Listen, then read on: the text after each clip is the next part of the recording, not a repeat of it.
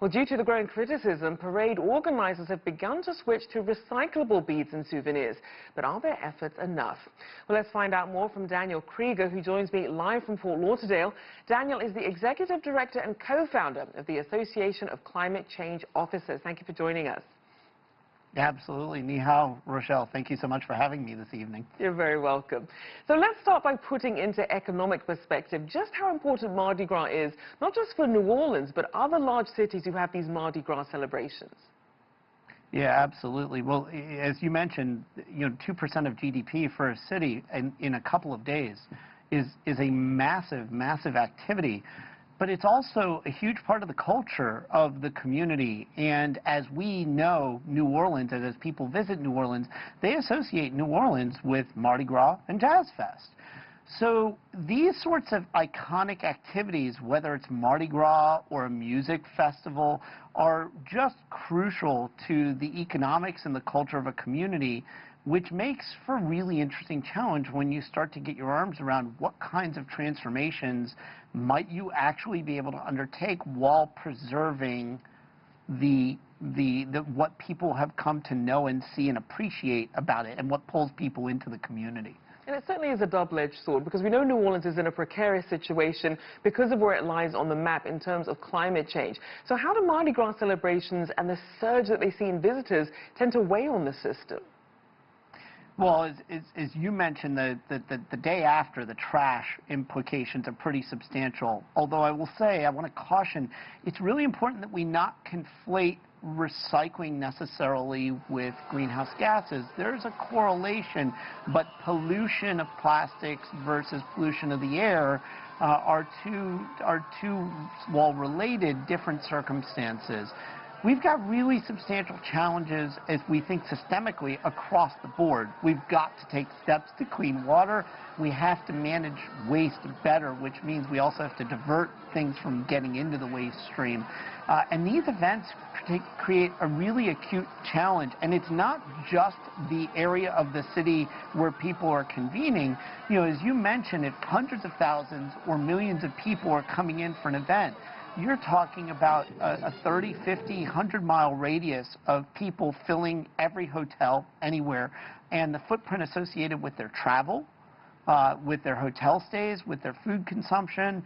We've got an enormous amount of burden that this places on a community, and we see events like this taking place in South Florida, in Maryland, in New Orleans. These are very common events, and they are a very difficult struggle because the systems weren't designed to handle that volume of waste. They were designed for their populations, and you see a swell of, 300, 400, 500% of their populations. And as you mentioned, important to separate out the plastic waste versus some of the greenhouse gas emission issues that Louisiana has faced. And we saw that Governor John Edwards recently announced a climate initiatives task force to really respond to climate change and the rising sea level issue. How much has the situation changed since Katrina and the subsequent flooding events? Well, you're seeing an escalation globally of sea level rise. This is a huge issue. Some parts of the world, some parts of the country are going to see different rates of sea level increasing. In some parts of the world, you may even see a decrease, relatively speaking, but overall, we're seeing substantial increases. In the last 100 years, we've moved from 0.6 of a millimeter per year of sea level rise to we're seeing now more than 5 millimeters a year of sea level rise. This is a dramatic escalation, and this is a challenge. But it's not just the sea level change that we're seeing. We're seeing more intense rainfall events. So even notwithstanding a higher level of water in the sea, you also have more intense rainfall coming from the sky, which puts a substantial strain on stormwater drainage systems and flood management systems that probably were not designed to account for that volume of water in that time frame. The combination of those things makes for a really substantial challenge, and were you to have that sort of an event, a rain event, for instance, taking place during an event like Mardi Gras that really can't be rescheduled or moved, that creates really substantial risks to the economics of the community. And we do find that, as you mentioned, places in South Florida, you have this combination of tourism as well as climate change having this impact on these areas. A lot of places have started imposing some of these tourist taxes and city entrance fees as a way to really offset some of those costs. Do you see that being a way to help towards a greener New Orleans?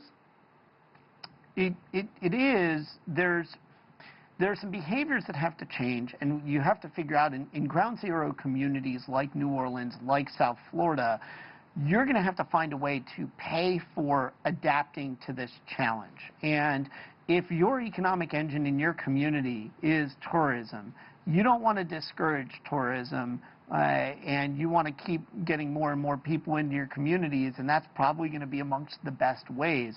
The question is, what's the nature of that tourism? And I think increasingly you're starting to see ecotourism evolve. And, you know, much as you saw the Netherlands has really positioned itself, the Dutch have positioned themselves as a global leader on sea level rise solutions, and people from all over the world go to the Netherlands to learn about how to deal with this. The Netherlands have developed substantial industries that they export out in solutions of sea level rise. I think one of the questions that communities like New Orleans and South Florida are asking themselves is, how do we also become a role model here so that people come to us to learn how to solve these challenges and make that a part of their ecotourism as well? All right, Daniel Kreeger there, Executive Director and co-founder of the Association of Climate Change Officers. Thank you.